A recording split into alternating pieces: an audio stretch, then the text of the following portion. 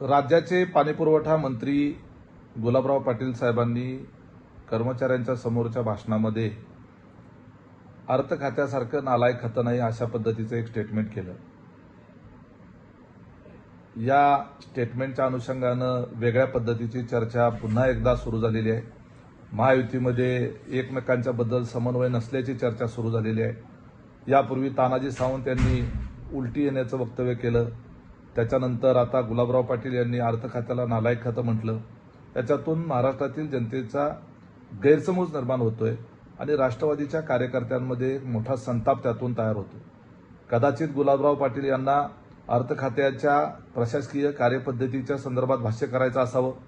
अर्थ खातं हे पैशाचा हिशोब ठेवणारं आणि प्रत्येक पैशाचा विनियोग जो आहे तो नियमाप्रमाणे कायद्याच्या चौकटीत राहून होणं याच्याकरता अतिशय बारकाईनं काम करणारं ते खातं असतं।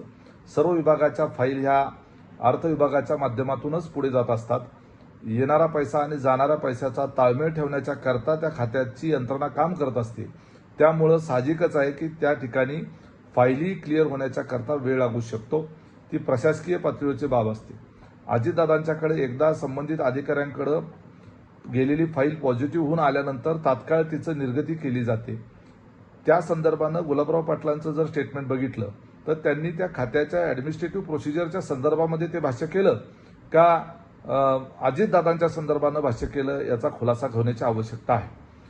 कारण महायुतीमध्ये एकत्रित सरकारमध्ये काम करत असताना, मुख्यमंत्र्यांच्या नेतृत्वामध्ये सर्वजण एकोप्यानं काम करत असताना मंत्र्यांच्या वेगवेगळ्या स्टेटमेंटमुळे कार्यकर्त्यांमध्ये संभ्रम निर्माण होतो, कार्यकर्त्यांमध्ये चीड निर्माण होते, कार्यकर्त्यांमध्ये अस्वस्थता निर्माण होते। ही वस्तुस्थिती स्वीकारण्याची गरज आहे। आमच्याही कार्यकर्त्यांकडून किंवा आमच्यासारख्या प्रवक्त्यांकडून सुद्धा महायुतीमधल्या इतर पक्षाच्या नेत्यांच्याबद्दल एखाद दुसरं स्टेटमेंट चुकीचं गेल्यानंतर त्यांच्या कार्यकर्त्यांना सुद्धा या बाबतीमध्ये राग येणं साहजिक आहे। आणि हे सगळं समजून घेता आपला एकमेकांमधला समन्वय राहावा याच्याकरिता म्हणून एकत्रितरित्या बसलं पाहिजे। एकत्रितरित्या आपण कशा पद्धतीनं या बाबतीमध्ये पुढे गेलं पाहिजे याचा विचार विनिमय होण्याची आवश्यकता आहे। आपण जर एकत्रितरित्या निवडणुकीला सामोरं जाणार आहोत तर अशा पद्धतीची स्टेटमेंट येणं हे उद्याच्या काळामध्ये निवडणुकीला सामोरं जाताना ते योग्य राहणार नाही।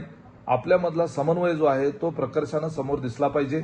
आता सध्या या वेगवेगळ्या स्टेटमेंटमुळे कारण नसताना गैरसमज निर्माण होत आहेत, तर सर्वच बाजूंनी आमच्या सकट सर्व महायुतीतल्या घटक पक्षांनी या संदर्भातली काळजी घेण्याची गरज आहे।